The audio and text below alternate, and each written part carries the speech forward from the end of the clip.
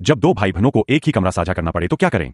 जब माँ ने दो बच्चों को जन्म दिया तो परिवार के पास सिर्फ एक अतिरिक्त कमरा था। शुरुआत में उन्होंने बस एक चारपाई खरीदी। बड़ी बहन नीचे वाली चारपाई पर सोती थी, लेकिन उसे कोई निजता न मिलने से निराशा होती थी। छोटे भाई को सीढ़ी से ऊपर नीचे चढ़ना उतरना पड़ता था, जो जोखिम भरा और असुरक्षित था।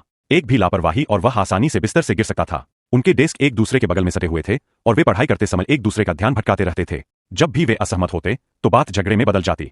उनकी माँ बहुत परेशान हो जाती थीं। आखिरकार उन्होंने पूरे कमरे को फिर से डिजाइन करने का फैसला किया। सबसे पहले उन्होंने मजबूत लोहे के बेड फ्रेम बनाए, जिन्हें अतिरिक्त टिकाऊपन के लिए लकड़ी के पैनल से मजबूत किया गया। दोनों तरफ बड़े गद्दे बिछाकर अलग अलग बेड बनाए गए। दीवारों को दो अलग अलग रंगों से रंगा गया, बहन की तरफ के लिए गुलाबी और भाई की तरफ के लिए एक अलग रंग।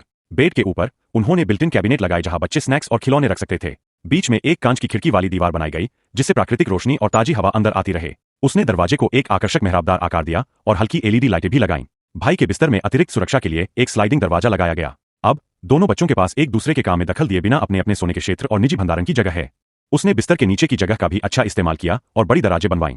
एक तरफ बहन के अंडरवियर और मोजे के लिए, दूसरी तरफ भाई के कपड़ों के लिए। बिस्तरों के सामने कपड़े और कंबल व्यवस्थित रखने के लिए दो बड़ी अलमारियां लगाई गईं। अध्ययन क्षेत्र को सममित रूप से डिजाइन किया गया था, जिसमें दो डेस्क और छोटी किताबों की अलमारियां एक स्लाइडिंग दरवाजे से अलग थीं, जिससे प्रत्येक बच्चे को ध्यान केंद्रित करने के लिए एक निजी जगह मिल गई। अंततः कमरा बेहद व्यवस्थित और व्यावहारिक हो गया और दोनों बच्चे अपने अपने आरामदायक कोनों में खुश महसूस करने लगे।